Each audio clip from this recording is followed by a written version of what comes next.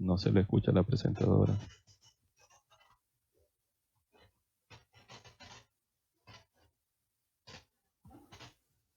Sobre láminas de riego de 2 pulgadas.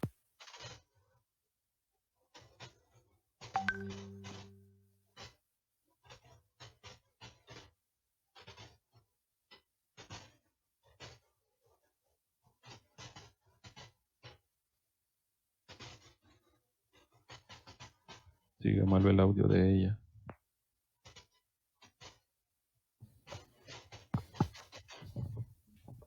A ver, prueba. Me gustaría saber Ahora si sí. me escucharon. No, hasta ahorita. Ok. Disculpa, teníamos apagados los micrófonos.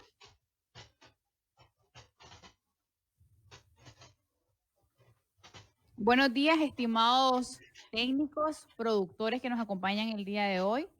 En nuestro tercer día del Congreso Virtual sobre el uso de tecnologías para el manejo eficiente del cultivo de arroz de riego y de secano. Es para nosotros un honor contar nuevamente con la presencia de cada uno de ustedes y de esta manera poder compartir nuestras experiencias, nuestros conocimientos y igual interactuar con cada uno de ustedes sobre sus valiosas experiencias también.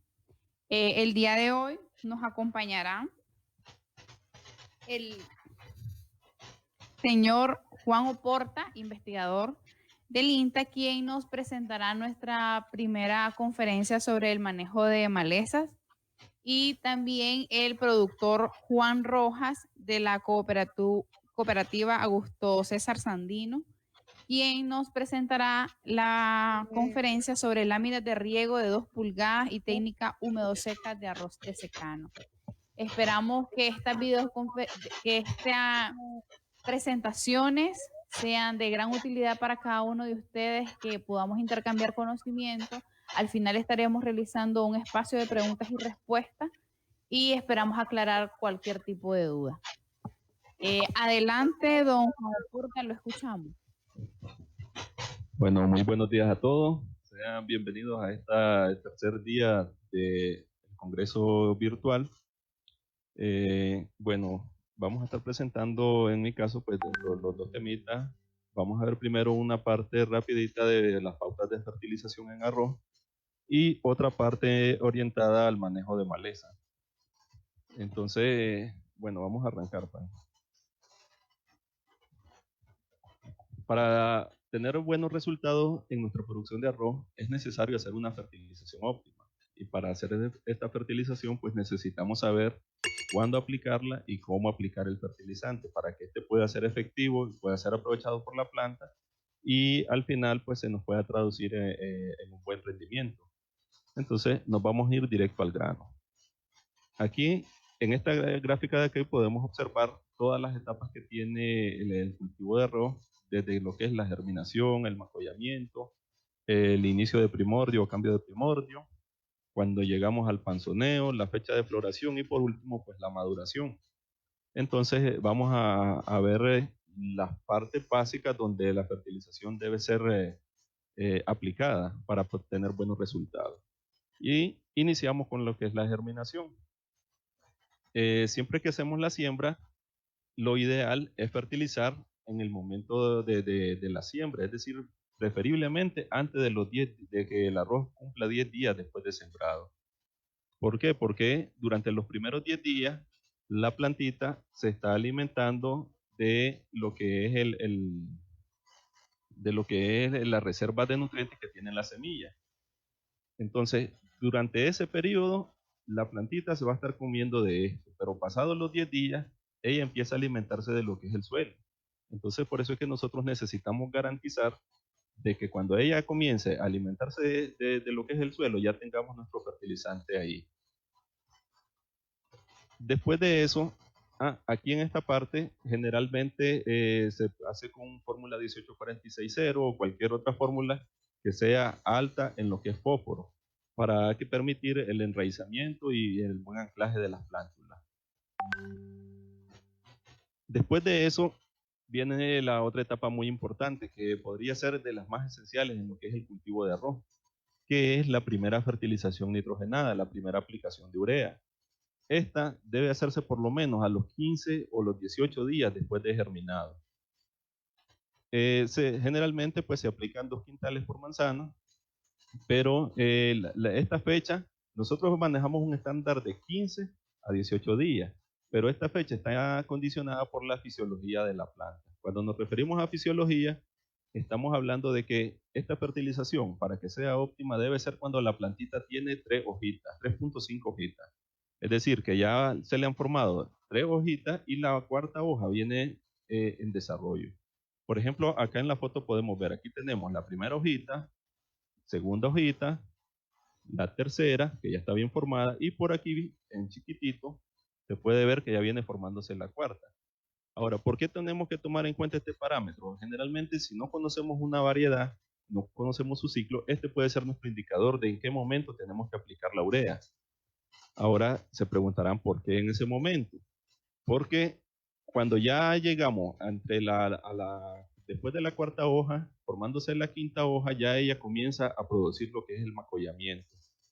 Entonces, el nitrógeno debe estar disponible para la planta para cuando ella inicie la etapa de macollamiento.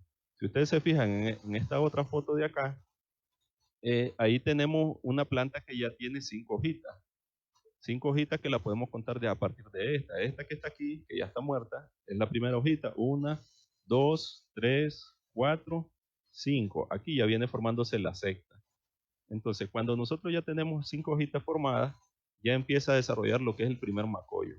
Si nosotros ya tenemos macollamiento y aplicamos urea después de eso, entonces no estamos favoreciendo el desarrollo de más tallos productivos.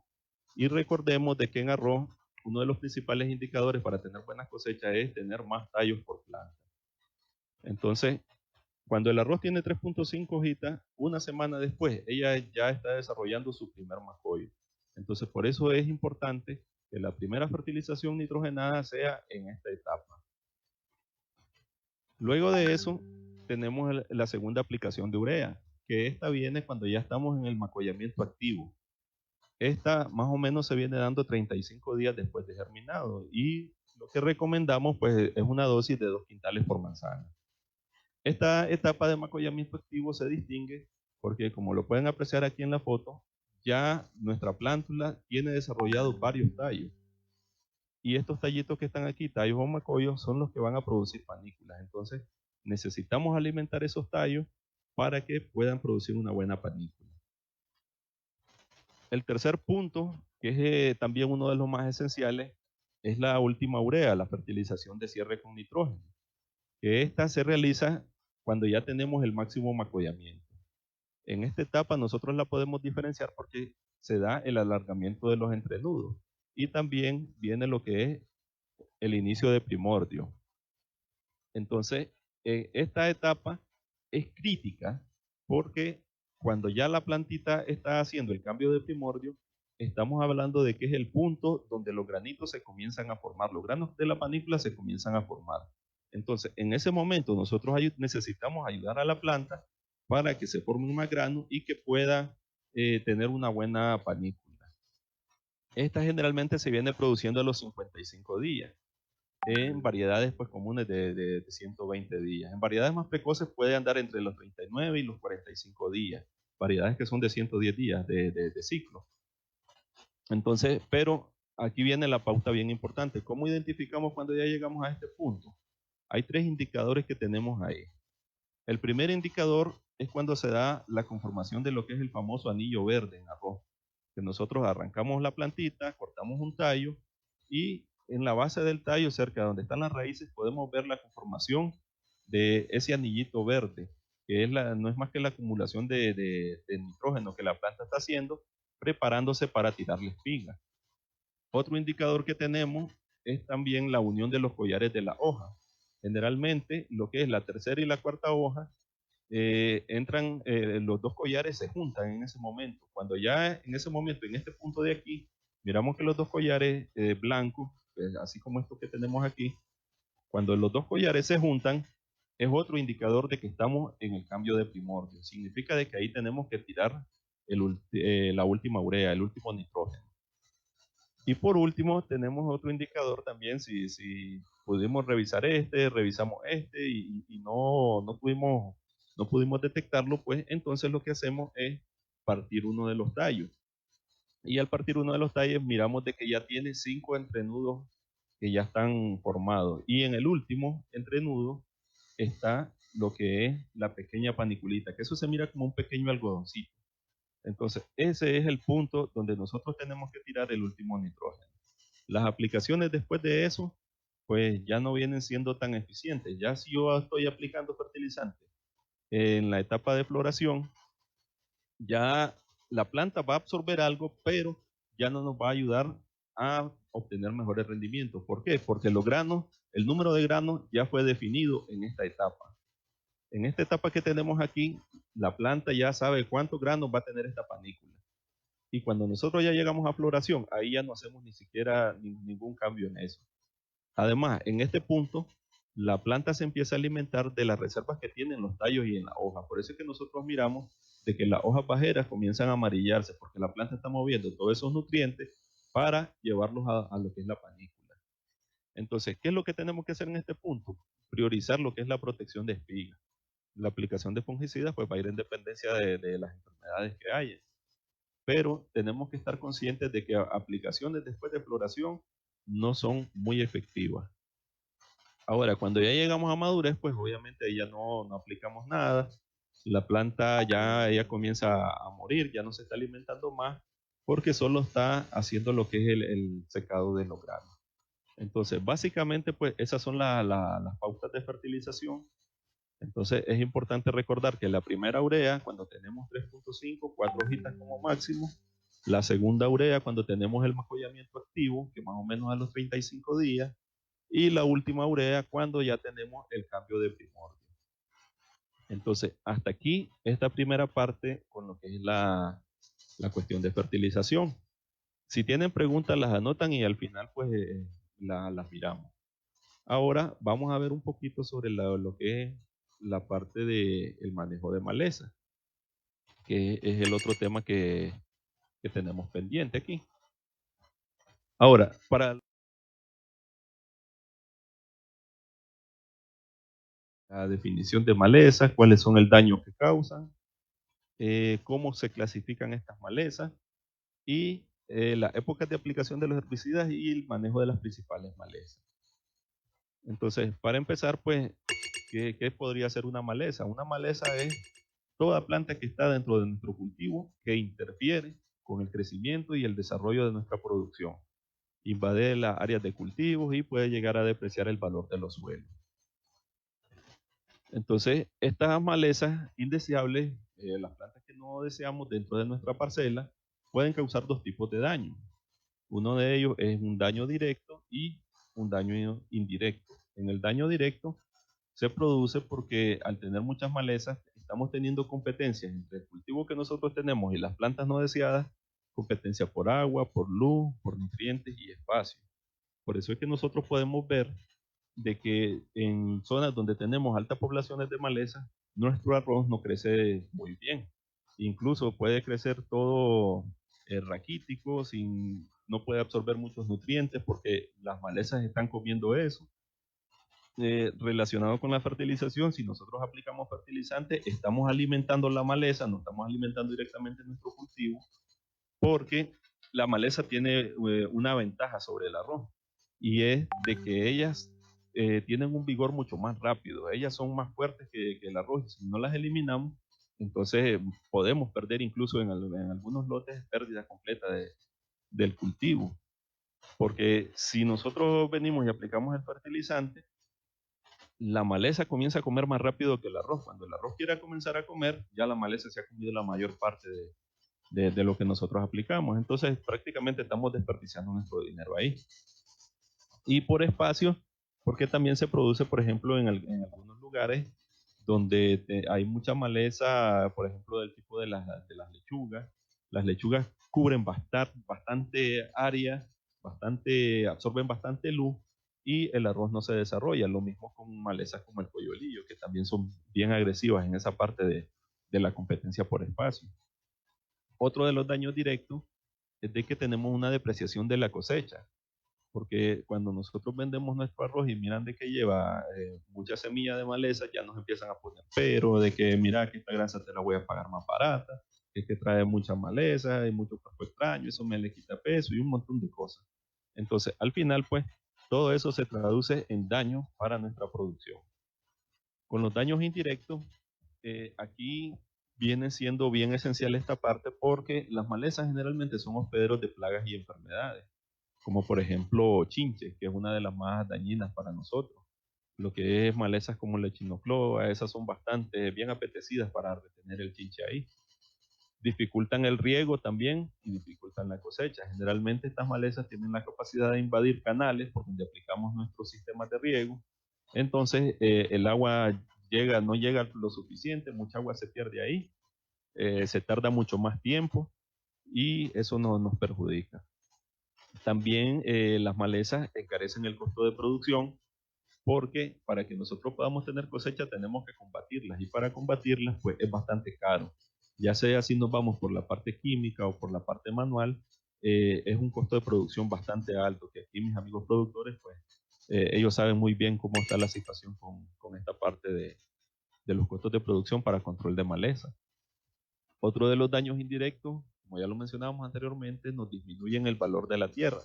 Porque, por ejemplo, para el cultivo del arroz, una de las malezas más agresivas, que es el arrocillo, si yo quiero vender una parcela de que está invadida de arrocillo, probablemente me van a bajar el precio de mi parcela por esa razón.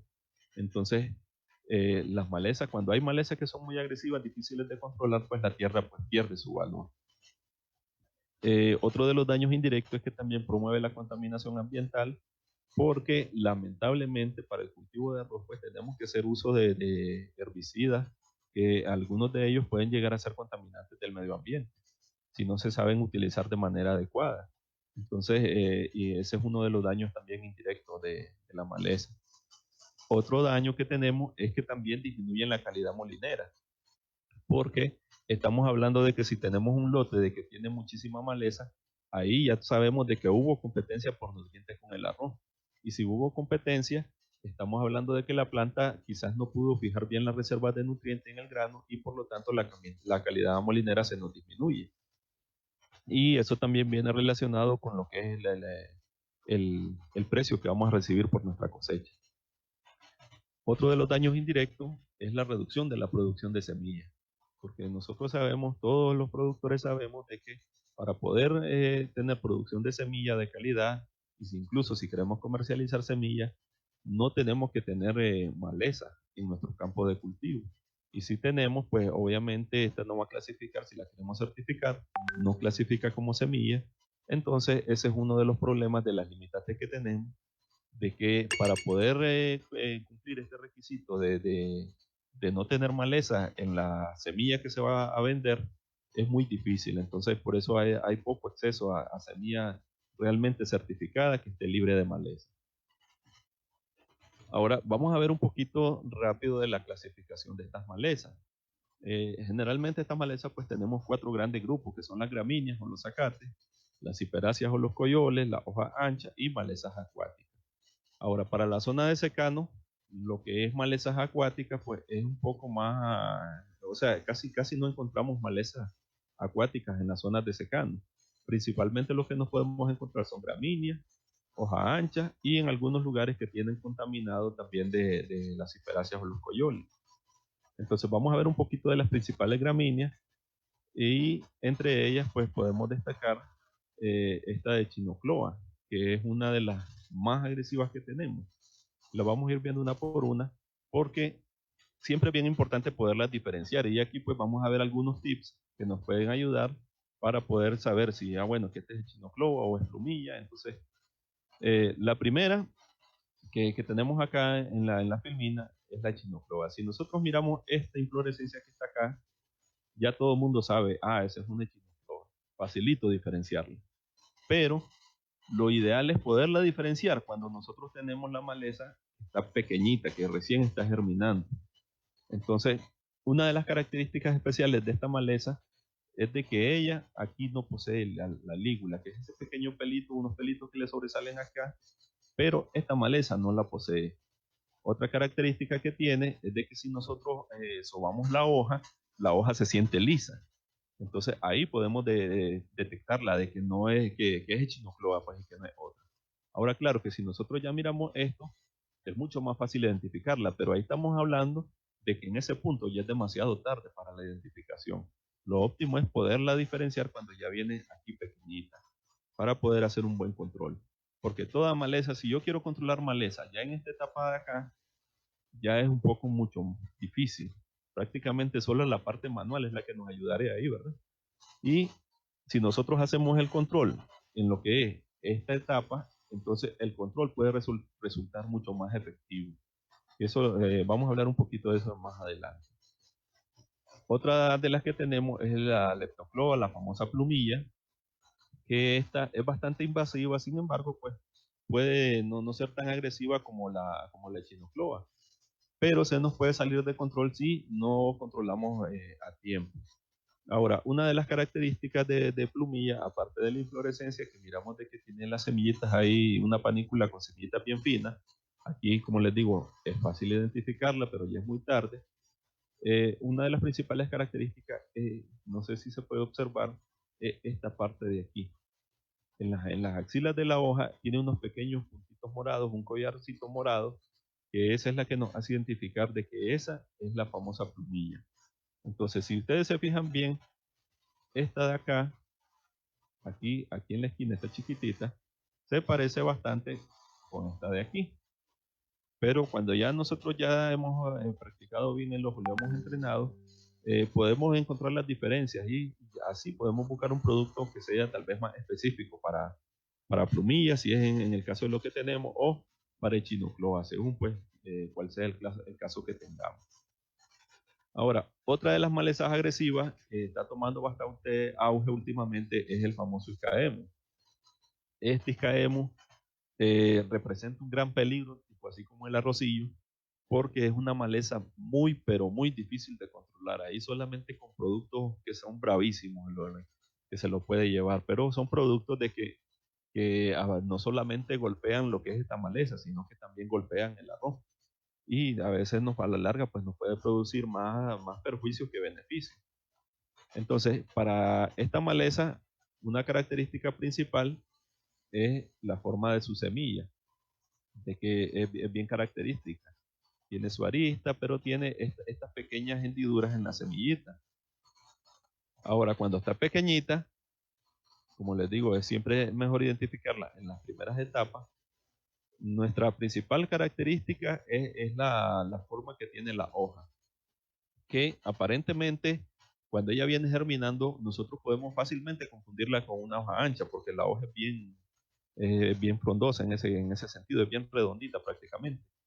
Entonces, ¿qué es lo que tenemos que hacer? Si miramos esa, ya vimos, no es plumilla, no es echinocloa, entonces nosotros la arrancamos siempre con cuidado y buscamos la semillita, porque esta semillita en las primeras etapas es bien difícil que se despegue, porque igual que el arroz, ella se está alimentando de la semilla en los primeros días. Entonces ahí es fácil identificarla, porque la semilla siempre vamos a ver estas características. Ahora, cuando miramos esta maleza, que ya tiene un desarrollo bastante grande, ya está desarrollada y la miramos en las parcelas, lo ideal para eliminarla es sacarla con todo y raíz. Porque si yo vengo y solamente estoy cortando el tallo y solo le voy quitando la parte de arriba, yo me ahorro de quitar estas semillas, pero el resto de la planta sigue viva. Mientras este resto de la planta esté viva, ella puede seguir produciendo tallos vegetativos que van a producir más semillas, y entonces ahí es donde caemos en el ciclo de que queremos eliminarlo y no podemos sacarlo de nuestro campo. Y como es altamente invasiva, fácilmente nos inunda todo el campo y ahí pues prácticamente se pierde el arroz, porque cuando esta maleza está bien desarrollada, como los tallos son bastante grandes, ella se acama y también nos produce acame en el arroz, y ahí, desde ahí pues estamos teniendo pérdidas. Ahora, otra de las malezas bastante comunes es esta Rotboelia, que muchos le llamamos candelilla. La candelilla, esa sí pues es bastante fácil de identificar cuando está pequeña, porque es totalmente diferente a las demás. En lo que es la panícula de esta maleza, podemos ver que es una sola varillita parecida a las candelillas romanas que le llamamos. Entonces de ahí pues es que viene el nombre de que muchos le decimos candelilla para referirnos a esta maleza. Entonces, características principales para diferenciar esta maleza. Cuando está pequeñita, esta es la forma que tiene aquí. Aquí estamos hablando de que esta tiene aproximadamente 3-4 días de germinado nomás. Entonces, tiene un tallito rojo. En la base de donde está la semilla es un canutito redondito como un pequeño cilindro. Y otra de las características es de que cuando ella empieza a desarrollar la parte vegetativa, esta parte de acá, el tallo, no sé si se aprecia bien ahí, pero tiene bastantes pelitos. Y generalmente se mira como que ella estuviera en el aire, porque las raicitas, que son rojas, como que levantan la plantita y desde donde está la base del suelo, de ahí esta parte se levanta. No es como las otras de que están ancladas completamente en el suelo. Esta está anclada básicamente como... Ahora, dentro de las ciperáceas, pues es todo lo que nosotros le llamamos coyol. Ahí hay algunas que son más agresivas que otras, pero lo importante pues también es identificarlo desde que está pequeñito, porque es mucho más fácil hacer un control de coyolillo en las etapas iniciales que hacerlo cuando ya él ya está a punto de florecer. Entonces, para este pues es fácil, se distingue completamente. Por ejemplo, acá en esta foto de abajo, aquí podemos ver que tenemos una maleza, está que es el chinocloa, y aquí también tenemos lo que es el coyolillo.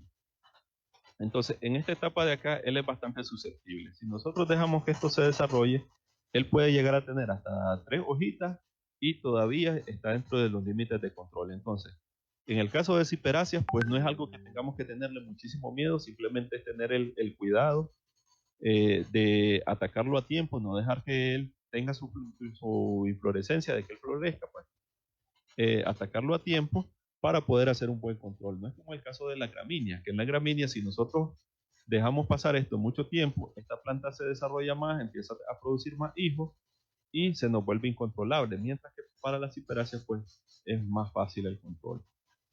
Luego tenemos lo que son las hojas anchas, que en la zona de riego pues no lo consideramos un problema así como que muy grande, porque hay un sinnúmero de productos para controlarlo. Sin embargo, pues en las zonas de secano se nos puede volver un problemita algo serio. Pero también pues es bastante fácil de controlar. Aquí hay varios productos que nos ayudan, aparte del control manual. También pues tenemos un cierto abanico de productos, tanto para riego como para secano, que son fáciles de aplicar. Ahora, la diferencia básica de esta, creo que todos mis amigos productores ya lo conocen, de que es la forma de su hoja. Es completamente, no es un zacate, pues. Entonces, básicamente esos son los tipos de maleza perdón, que tenemos. Se nos escapaba una, son las malezas acuáticas. Estas malezas acuáticas afectan más en lo que son sistemas de riego por inundación. En sí pues, no es un gran problema si nosotros estamos a tiempo sobre ellas. Sin embargo, si tenemos lotes abandonados que no los visitamos seguido, ahí sí se nos puede dificultar, porque esta, por la forma de la hoja, ella crece arriba del arroz, sube por encima de las plantas y comienza a formar una especie de sombrilla. Entonces ahí le estamos quitando potencia de la radiación solar a nuestra planta. Entonces la planta se nos queda, como decimos vulgarmente nosotros, pues machina. Ella no se desarrolla. Ahora, con lo que es referente a las épocas de aplicación de herbicidas, pues tenemos que tener muy en cuenta los tipos de herbicidas, cuándo se aplican y cómo se aplican. Por ejemplo, tenemos tres épocas, lo que es la presiembra, preemergencia y postemergencia. Ahora, en lo que es la presiembra, estamos hablando de las quemas químicas que se realizan antes de la siembra. Estas quemas son a lo que nos referíamos con los daños ambientales, de que pueden llegar a ser muy nocivas para nuestro medio ambiente. Sin embargo, pues a veces no nos queda otra alternativa que utilizarlo. Y bueno, la presiembra se hace siempre antes de la siembra. A veces acostumbramos a que nosotros sembramos y decimos, tenemos 2-3 días para realizar la quema, pero eso pues realmente no es correcto. Lo ideal es hacerlo antes de que nosotros vayamos a sembrar. ¿Por qué? Porque estos herbicidas no son selectivos. Ellos queman todo lo que agarre. Incluso si nos logran agarrar el arroz, pues ahí también lo vamos a llevar y a perjudicarnos ahí con la cuestión económica. Los otros tipos de herbicidas son los preemergentes, que los preemergentes consiste en aplicar estos herbicidas después de que el cultivo se sembró, pero antes de que la maleza salga. Entonces, algunos de estos herbicidas preemergentes nos dan la oportunidad de controlar algunas malecitas que tienen como máximo 2 hojitas. Entre esos, pues, podemos encontrar los clomazón, el butaclor y hay otro montón de herbicidas en esta rama, pero lo que tenemos que manejar es de que si nuestro herbicida dice preemergente, significa de que se aplica antes de que emerja la maleza, perdón. Si ya la maleza ha salido y nosotros aplicamos un preemergente, tenemos que acompañarlo con un emergente, ¿verdad, Juan? Porque si no, vamos a tener muchos problemas para ese control. Luego de eso, tenemos lo que son los herbicidas son emergentes. Ahora, estos emergentes tenemos 3 tipos: los posemergentes tempranos, los de posemergencia media y posemergencia tardía. Ahora, los tempranos estamos hablando de que son los que se aplican con las malezas de 2 hojitas o menos, que ya, como les mencionaba anteriormente, ya la maleza salió, aplicamos el preemergente, pero ya tenemos maleza afuera, entonces tenemos que acompañarlo con un emergente. Ahora, el emergente tardío, estamos hablando de cuando nuestro cultivo tiene como mínimo 2 tallos. Después de eso ya son los emergentes tardíos. Pero aquí hay que tener muchísimo cuidado, porque los emergentes tardíos no siempre tienen buen control sobre la maleza. Por eso es que nosotros tenemos que buscar a controlar la maleza cuando ella está pequeña, cuando está con por lo menos 2 o 3 hojitas. Después de eso ya vamos a tener muchísimos problemas para el control. Y recordemos de que en el cultivo del arroz, antes de los 30 días, nosotros tenemos que tener realizado nuestro control de maleza. ¿Por qué? Porque las aplicaciones después de los 30 días son muy costosas. Son poco eficientes porque no nos van a controlar la maleza en el grado que nosotros queremos, y a la larga pues ya comienzan a afectar lo que es el desarrollo de la planta de arroz y también el rendimiento de nuestra cosecha. Entonces, es muy importante tener en cuenta este parámetro. Todo control de maleza antes de los 30 días. Y preferiblemente con malezas de 2 o 3 hojitas. Ahora, vamos a ver unas pautas de manejo cultural de las principales malezas. Y entre ellas podemos hablar de lo que es la adecuada preparación de suelo. Si nosotros vamos a sembrar, por ejemplo, para la zona de riego, la mayor parte de los productores utilizan lo que es maquinaria, y con esta maquinaria pues garantizamos de que si hay maleza, esta puede ser incorporada al terreno, y ese es uno de los principales métodos de control. ¿Qué es lo que hacemos aquí normalmente? Toda maleza que va naciendo, si no aplicamos el glifosato y la incorporamos con el tractor, pero ahí es donde viene la cuestión de que hay que tener cuidado. Si nosotros decidimos, ok, no voy a utilizar glifosato en mi parcela, voy a meterle el tractor, pero si meto un tractor y no me hace una buena incorporación de esa maleza, cuando yo quiera sembrar voy a tener más problemas ahí, porque parte de la maleza que ya estaba va a quedar ahí en la parcela, y parte de la maleza que va a germinar también va a estar ahí en la parcela. Entonces se nos convierte en un problema. Otra de las técnicas de manejo cultural son las germinaciones de agotamiento. De esto estamos hablando de que los campos, hacer pases de agua para germinar, sobre todo pues en el caso de riego, pases de agua para que germine la maleza, quemamos esa maleza, volvemos a germinar, volvemos a quemar, y estas principalmente son contra malezas que son altamente nocivas, como cuáles, ahí mencionábamos el Icaemus anteriormente, que es bastante difícil, y también para el arrocillo o arroz rojo o peludo, como le llamamos también. Entonces, las germinaciones de agotamiento son un buen método para hacer el control de estas malezas. ¿Cuál sería una pequeña desventaja? Que podríamos verlo como desventaja a corto plazo, de que requiere un costo de inversión bastante alto, porque tenemos que hacer riego que no estamos aprovechando en la planta, pero a la larga nos está sirviendo porque estamos limpiando nuestros campos. Otro de las pautas de manejo cultural es el uso de las semillas certificadas, que estén libres de malezas y sobre todo libres de arroz rojo. ¿Por qué? Porque si yo tal vez empiezo una nueva área para sembrar, pero vengo yo y compro cualquier semilla que me vendieron por ahí, pero no me aseguro que lleva suficiente calidad. Y cuando yo siembro en mi parcela, lo que estoy llevando es más contaminación de arroz rojo, porque si esa semilla que compré tenía arroz rojo, estoy llevando un problema a mi parcela, a mi finca, que difícilmente me lo voy a quitar más adelante. Entonces, por eso es que es muy importante el uso de semillas certificadas libres de maleza. Por eso nosotros como INTA pues hacemos bastante énfasis en esta parte, en lo que es la producción de semillas, porque la semilla de nosotros lleva toda la certificación de que la tenemos libre de arrocillo, de arroz rojo. Y es por eso de que si algún día tienen la oportunidad y visitan nuestros campos de producción, van a ver de que no van a encontrar maleza de arroz rojo. Entonces, ¿cuál es el truco? No es que apliquemos el montón de herbicidas o germinaciones de agotamiento cada rato, sino que el truco se basa básicamente en el uso de buenas semillas. Si yo utilizo buenas semillas, me voy a ahorrar este problema de arroz rojo. Otro de los manejos bastante importante es el uso eficiente del riego. ¿Por qué el uso eficiente del riego? De que todos sabemos de que en el caso de los arroces de riego, la lámina de agua no la metemos tanto porque al arroz le gusta estar inundado, sino que lo hacemos por un control de maleza. Que de eso pues nos estará hablando nuestro compañero Juan más adelante explicándonos un poco mejor sobre esta parte.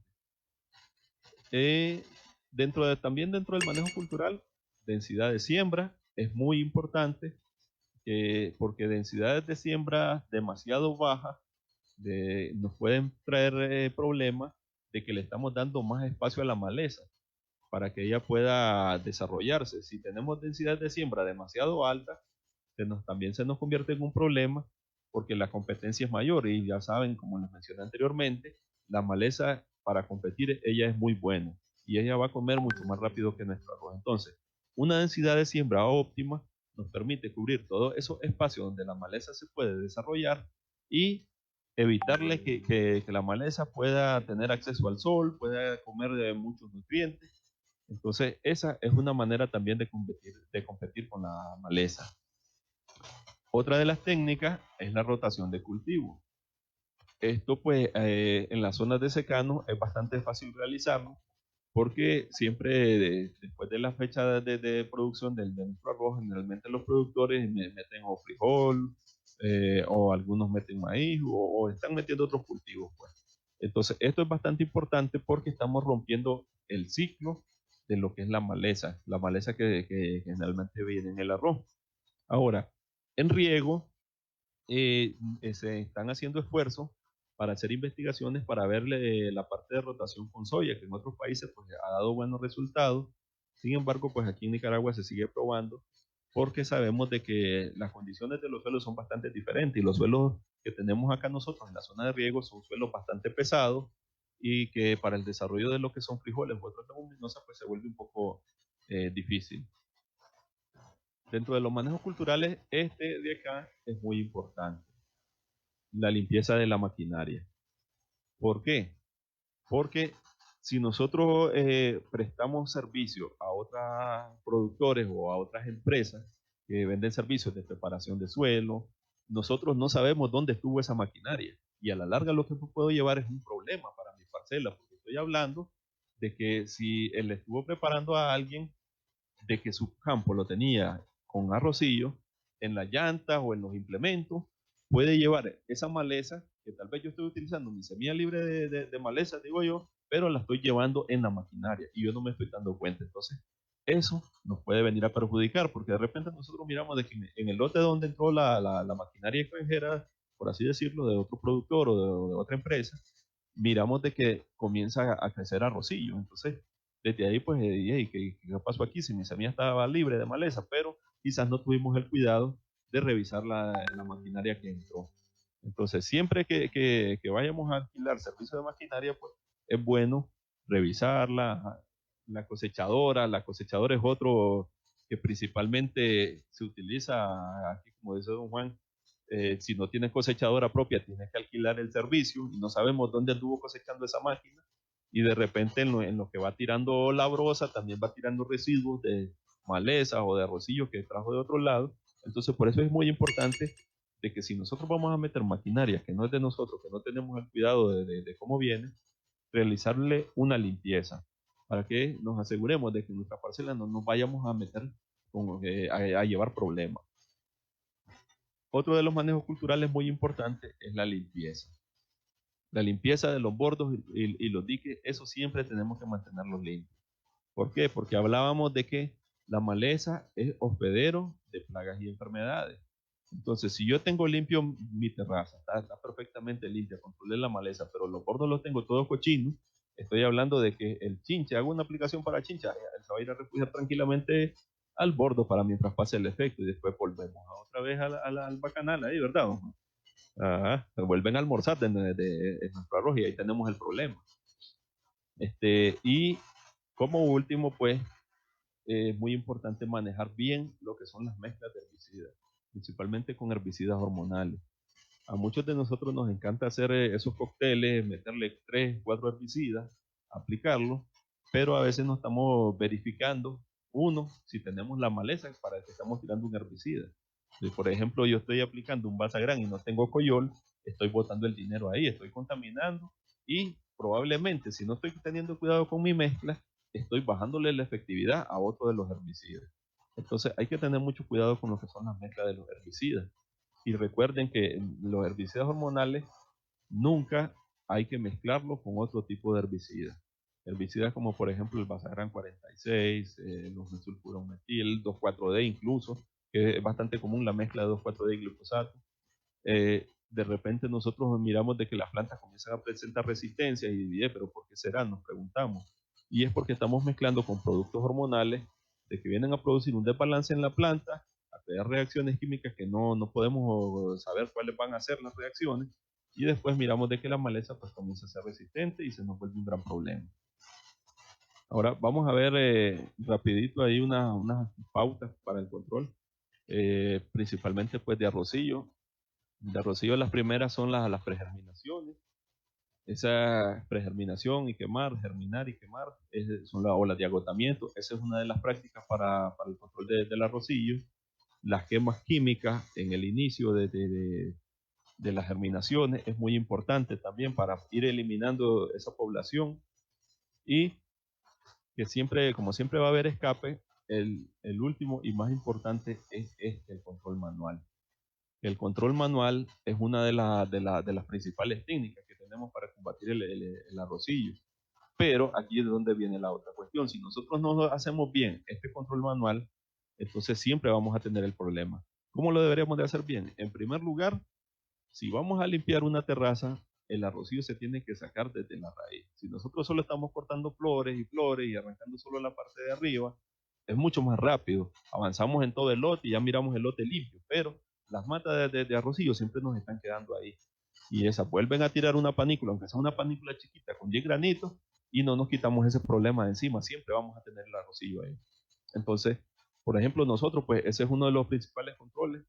Nosotros no, para el arrocillo no lo defloramos allá en el Centro Experimental de Arroz, no hacemos defloración. Siempre, aunque nos tardemos más, es arrancada desde raíz y sacada fuera de la parcela. Entonces la gente entra con su saco, arrancan de raíz, cortan y todo va dentro del saco para tirarlo fuera de la parcela. Después, en un solo montón, pues se le prende fuego y así vamos eliminando. Pero si nosotros solo estamos cortando la flor y cortando flor, vamos a estar patinando en este problema siempre.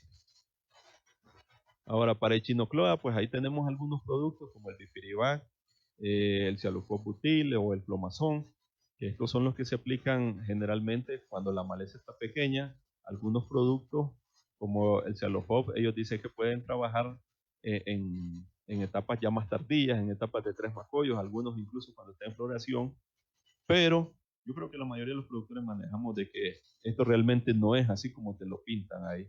El control de maleza debe ser en las etapas pequeñas, lo más temprano que se pueda. Aplicaciones tardías, eso generalmente nunca vamos a tener un buen control. Entonces hay que tener bastante cuidado con eso. Ahora para la plumilla, pues ahí tenemos algunos productos como Aura. Aura, yo creo que ahora muchos productores lo han dejado de utilizar porque es un producto bastante agresivo. Y el precio pues no es tan favorable, ¿verdad? Ajá. Intoxica la planta y estamos teniendo pérdidas. Ahí es bastante caro. Ahí tenemos de nuevo el cialofobutil, que es el famoso, el propanil es otro que se me escapó ahí realmente, tiene razón don Juan, muchas gracias. El propanil, que son productos que podemos hacer control, pero como mencionamos anteriormente, siempre en las etapas tempranas. En etapas tardías, cuando yo ya tengo esto de aquí, como en esta foto de acá del centro, donde ya está la inflorescencia, aquí mucha de esta inflorescencia ya botó semillas. Entonces yo vengo, tiro, de repente, ya se secó la panícula de la plumilla, ya me la llevé en el trasto. Pero para el siguiente ciclo vamos a tener siempre el mismo problema, porque ya la semilla ya nos quedó ahí. Y los productos sellantes, como el plomazón, siempre recuerden en etapas tempranas, nada de andarlo tirando cuando ya está tarde. Si nosotros tiramos el plomazón en etapas más tarde, lo que podemos hacer más bien es una quemazón, porque el arroz lo va a golpear bastante, desde ahí ya le estamos quitando potencia. Y la maleza probablemente no la vamos a tocar. Ajá, y exactamente, ese es otro de los errores que también estamos cometiendo, de que a veces cuando abusamos de estos herbicidas ya en las etapas donde la planta lo puede resistir, la planta va programando en su código genético cómo combatir y cómo resistir a ese herbicida. Entonces después tenemos el problema que tenemos acá en el Valle de Ceba, que acá tenemos el problema de resistencia a herbicidas. Entonces, por eso es muy importante que todos los productores que nos están viendo siempre tengan el cuidado de hacer sus aplicaciones en tiempo y forma, porque si no, a la larga, pues lo que van a tener es un gran problema. Ahora, para los amigos productores de las zonas de secano, ahí el problema pues puede llegar a no ser tan grave como acá, porque en las zonas de secano se trabajan dosis bajas y todavía funciona. Pero acá en las zonas de riego, por el mismo abuso de los herbicidas, constantemente una y otra, el mismo herbicida hasta 3, 4 veces en el ciclo, entonces la planta agarra resistencia y no estamos haciendo nada. Para las hiperáceas, pues el principal que tenemos, nuestro caballito de batalla, podríamos decirlo, es el Ventazón con MCPA, que es para controlar el coyol. Ahora, pero como les mencionaba anteriormente, con coyol pues no tenemos que llevar mucho miedo. Si nosotros estamos constantes sobre nuestro cultivo y lo identificamos pequeño, no le tenemos que llevar mucho miedo porque es muy fácil controlarlo. Ahora, si yo ya lo quiero controlar cuando ya tengo la inflorescencia de esta maleza, pues ahí viene lo que es el control manual, que es nuestra forma de control básicamente. ¿Mm? Exactamente. Entonces, bueno, ahora con la hoja ancha, pues ahí tenemos varios productos que trabajan bastante bien. Aquí hay uno que no incluí, que es el 2,4-D, porque el 2,4-D, como es un producto hormonal, cuando se aplica en el cultivo del arroz, produce un entorchamiento en la hojita, y entonces es cierto, ella se recupera, pero desde ahí ya le quitamos potencia a nuestro arroz. Entonces, por eso es que el 2,4-D no se recomienda pues estarlo aplicando. Entonces, preferiblemente un Ventazón con el MCPA para controlar la hoja ancha, o este producto de acá, que es el metilfurón metil, que es muy bueno para hojas anchas e incluso para lo que son las malezas acuáticas. Entonces, que en las malezas acuáticas pues no es un problema grandísimo, pero si nos descuidamos, toda maleza nos va a invadir el cultivo. Y entonces, recuerden, una cosita que se me olvidaba mencionarles también, es la parte de que cuando nosotros estamos queriendo hacer un control químico de una maleza y hacemos la aplicación de un herbicida, por ejemplo, un Coman sobre plantas tardías, plantas que ya tienen 2, 3 macollas, es muy importante de que nosotros, cuando miremos de que el producto no trabaja, tenemos que dar un tiempo de espera antes de volver a aplicarlo. ¿Por qué? Porque si yo tengo la planta que está golpeada, a la planta le pasa como a nosotros. Cuando nosotros estamos enfermos, no nos estamos alimentando y detenemos todo ahí, paramos todo el sistema y así le pasa a la planta. Ya para de alimentarse, para de absorber todas sus funciones fisiológicas, las detiene. Entonces venimos nosotros y aplicamos otro herbicida, pero como la planta no está activa fisiológicamente, entonces el herbicida pues no le va a hacer nada. Entonces ahí tenemos que darle un chance para que la maleza pueda medio recuperarse, que vuelva otra vez a tener en funcionamiento todo su sistema para que cuando hagamos la próxima aplicación Entonces ahí sí va a haber un mayor control. Entonces, como último, pues solo les quería recordar de que no es el tamaño de la finca lo que hace grande a un productor, sino su buen carácter y su trabajo duro. Y eso sería todo por mi parte. Muchas gracias por su atención.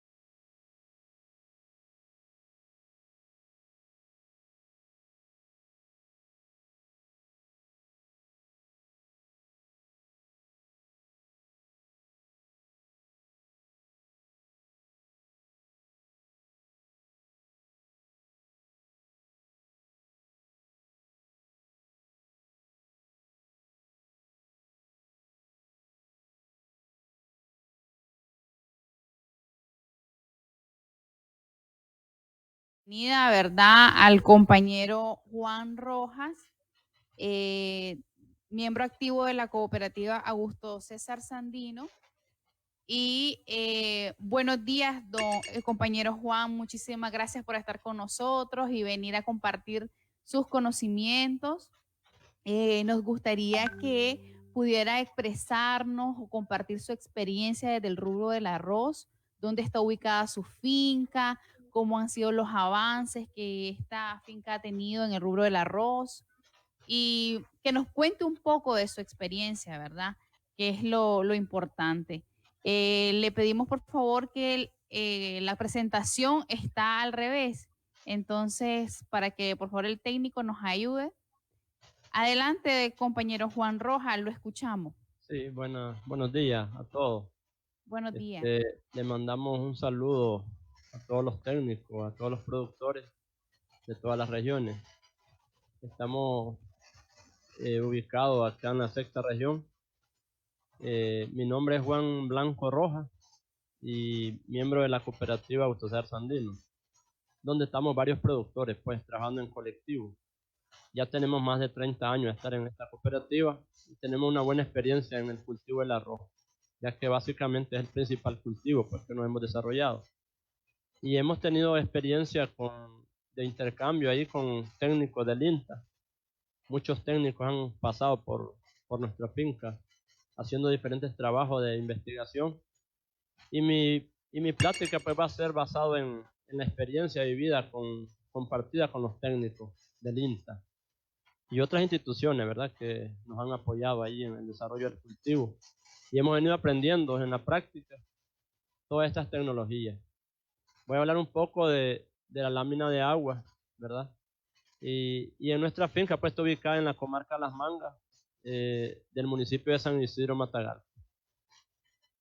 Vamos a hablar dos temitas, pues, explicando así a grandes rasgos lo que se ha hecho, ¿verdad? Y a la vez, pues, agradecer a todos los técnicos, pues también hemos aprendido de ellos y ellos han aprendido de nosotros en la práctica, ¿verdad? En la finca. La lámina de agua, vamos a hablar de la lámina de agua y de la técnica húmedo seco. Esos dos temas, ¿verdad?, que hemos desarrollado. Pero además de que hemos hecho otros trabajos, como investigaciones de nuevas variedades, validaciones de variedades, investigaciones de láminas de agua, investigaciones en el comportamiento de los fertilizantes y muchos otros temas, pues, pero en este caso vamos a hablar específicamente de dos temas: la valoración de las láminas de agua y la técnica húmedo seco. Entonces, vamos a iniciar diciendo de que el uso eficiente del agua determina el futuro del cultivo del arroz, ya que es un factor que condiciona el área sembrada, el rendimiento de las cosechas, de los costos de producción, además de su sostenibilidad en el tiempo. Por lo tanto, el uso de las innovaciones desarrolladas a nivel mundial y a nivel de Nicaragua, pues enfocadas al desarrollo del agua en condiciones aeróbicas y anaeróbicas. Son de mucha necesidad. Esto quiere decir pues que la parte del agua es importante en el cultivo, porque determinan los costos de producción hasta un 30% en la inversión de energía y en los costos pues, de mano de obra en el riego. En las prácticas de manejo de agua para la producción de arroz, como una medida de ahorro y uso racional del agua, se ha venido trabajando en coordinación con el INTA, como decía antes, con los técnicos, promoviendo tecnologías para el ahorro de agua, lo cual ha sido de importancia para el uso eficiente del agua en la producción del arroz. Esto significa que se ha hecho trabajo, pues, y que hemos aprendido y hemos puesto en práctica y transmitir experiencia a los demás pequeños productores de la zona, ¿verdad? Y además estudiantes que nos visitan, pues, en la finca, estudiantes de la universidad, estudiantes de los colegios técnicos, que han venido a hacer pasantías, a hacer prácticas directas. Y entonces esto nos ayuda para explicarle y ponerlo en práctica. Entonces le decía de los dos temas, ¿verdad? Breve, va a ser una explicación más que todo como la práctica vivida, la lámina de agua de 2 pulgadas y la técnica de húmedo seco. Entonces vamos a explicar un poco lo de la implementación de lámina de agua de 2 pulgadas, que esto dice que fue comparada con la lámina de 6 pulgadas, de 4 pulgadas que utilizaban los productores de riego. Fue un cambio sustancial. Esto aquí lo que vamos a hacer es explicar más o menos cómo se hizo pues, en la práctica, y se ha hecho 2 o 3 ocasiones esta práctica. Y es bueno porque le hemos transmitido, como decía, a los demás productores y se ha transmitido a los estudiantes.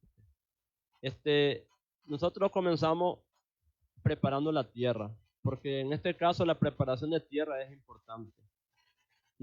Para hacer esta práctica necesitamos nivelar el terreno, ¿verdad?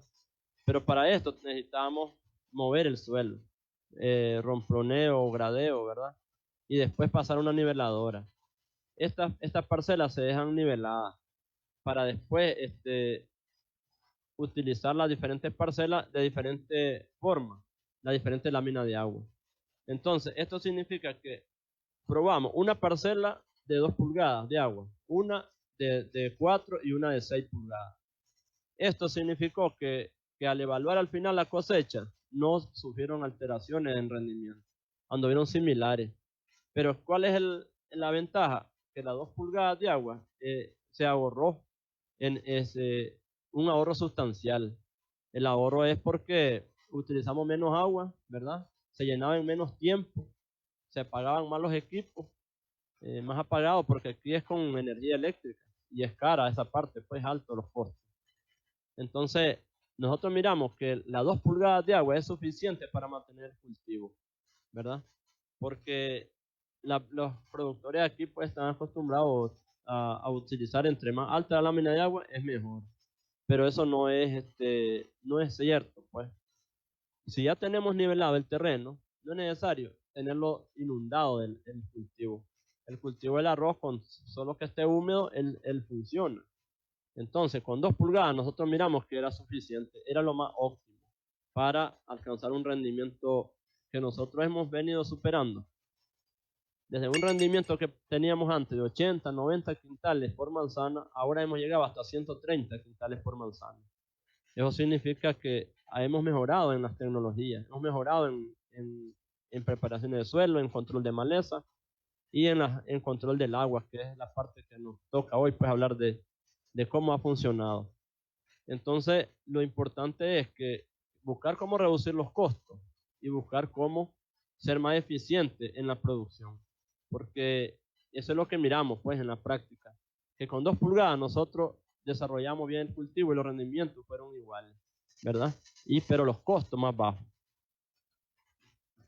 Entonces, en ese sentido, pues, en la lámina de agua fueron 2 veces, 3 veces que se hicieron y ahí pues estamos poniendo en práctica siempre esa metodología.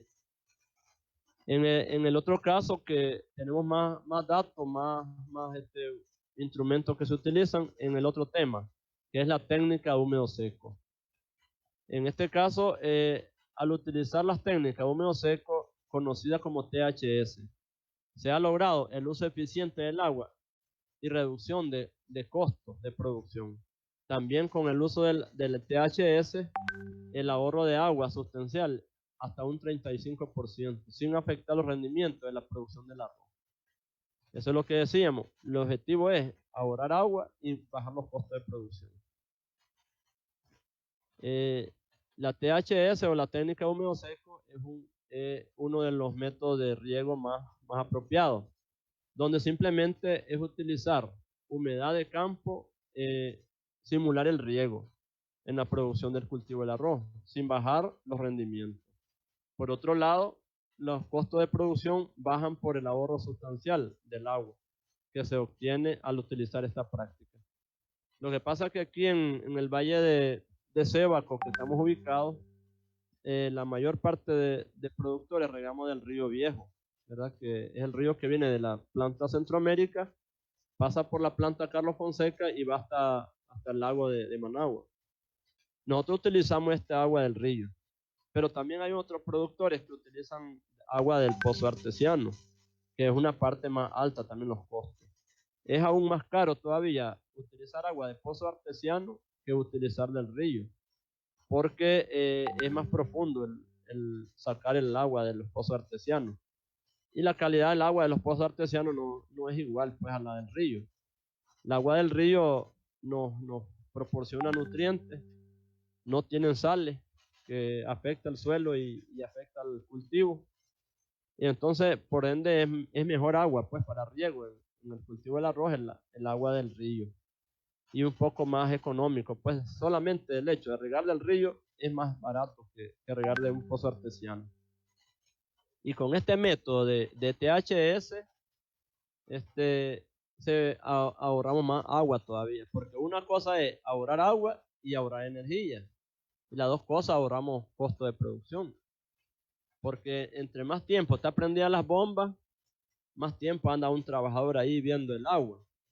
Y ahí tiene que ver con la mano de obra, ¿verdad? Con los obreros. Y además el motor prendido de energía eléctrica, o ya sea de diésel, pues, un motor estacionario, también incurre en más costo de producción. Entonces la técnica húmedo seco decíamos que era simular el riego, mantener húmedo nada más el terreno. Entonces vamos a explicar el método cómo funciona, pues. Hay algunas herramientas, ¿verdad? O indicadores prácticos para el manejo del agua en el campo. Aquí miramos pues algunos instrumentos y es sencillo, pues un tubo PVC de 6 o 8 pulgadas, nosotros lo perforamos. Es de 40 centímetros y lo perforamos 20 centímetros. Esos 20 centímetros vamos a hacer un hoyo en el terreno y lo vamos a profundizar. Eso llega hasta la raíz donde está la planta. Esa parte perforada permite que el agua vaya saliendo. Y eso nos indica que el agua ahí está. Nosotros estamos observando el agua en el tubo. Es un instrumento sencillo de cortar un tubo PVC y perforarle pues la parte de abajo. Y queda una parte salida donde estamos observando. Y miramos la lámina de agua que está en el tubo. Esta lámina de agua, si ya ya bajó los 20 centímetros, tenemos que reponerla, darle otro baño, otro pase de agua a las plantas, a las terrazas o a las parcelas, pues. Entonces simulamos el riego de la misma agua que va en la primera terraza, va para la otra, pasa a la otra, y de la misma agua se va utilizando. Y prendemos una sola vez el motor con la bomba y vamos regando un solo día. Y la misma agua se va utilizando y queda la lámina de agua en el tubo, ¿verdad? Porque el suelo quedó a humedad de campo, la humedad del suelo. Entonces, ese método nos permite pues que estemos observando a diario cómo está el comportamiento del agua. Si el agua está en el tubo, quiere decir que las raíces están absorbiendo agua, tiene humedad las raíces. Entonces, ese método lo hemos hecho unas 3 veces en la finca y los productores pues de la zona han llegado a observar y les parece pues, y lo más importante es que ahorramos agua, ¿verdad? y utilizamos una cinta pues para estar midiendo cuánto va bajando. En este caso el suelo, como es arcilloso, ¿verdad? Ya decía el ingeniero Juan Oporta que los suelos del arroz acá son arcillosos, suelos pesados decíamos, pero son suelos arcillosos, hasta un 72-73% de arcilla. Y entonces permite mantener el agua ahí en el suelo de las terrazas del arroz. La ventaja pues con este uso eficiente del riego, ¿verdad? Que con el THS se da menos extracción de agua de hasta un 28.000 metros cúbicos, hasta 13.000. O sea que los productores estamos acostumbrados a usar de 28.000 a un poquito más de metros cúbicos en una manzana del cultivo en todo el ciclo. Pero ya con este método se reduce hasta 13.000 metros cúbicos. O sea, es más de la mitad que se ahorra pues de agua, que no se desperdicia el agua, porque el agua en este ciclo que pasó tuvimos problemas del Río Viejo incluso, pues, ¿verdad? Que se secó. Y en los pozos artesianos se profundizaron. Entonces, si nosotros utilizamos este método, entre más productores utilizan este método, vamos a buscar cómo ahorrar agua. No solamente el simple hecho de ahorrar energía, ahorrar costos, sino también ahorrar el agua.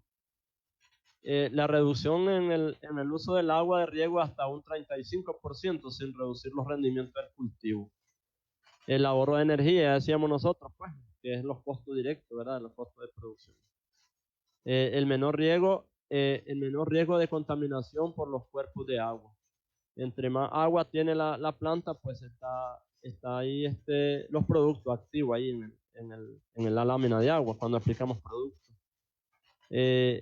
Reduce las emisiones de metano hasta un 48%. Eso nos decían los técnicos porque entre una lámina de agua, ahí está soltando pues, los productos en la lámina de agua, están soltando metano y eso contamina el ambiente. Y si el agua, el suelo no tiene mucha agua, solamente mojado, entonces hay más aireación, respiran mejor los suelos. Y facilita el uso óptimo del agua de riego, porque eso es lo más importante con todo esto. Que si nosotros logramos entre más áreas, solo con pases de agua, que nosotros decimos pases de agua es simular el riego, mantener húmedo, entonces vamos a lograr todas estas ventajas. Y era breve la charla porque es basado a las experiencias que hemos tenido, pues, pero en conclusión podemos decir de que esta práctica se debe promover pues en toda la finca, ¿verdad? Y empezar en pequeño. No es que un productor va a decir, ya lo voy a hacer en toda la finca, sino que tiene que hacer en pequeño, en parcelas pequeñas, demostrativas, pero irla haciendo en toda la finca, para que el productor se vaya familiarizando a esta práctica y se vaya acostumbrando y viendo los efectos pues, que son positivos, ¿verdad? De reducir los costos de producción y ahorrar el agua. Así es que muchas gracias.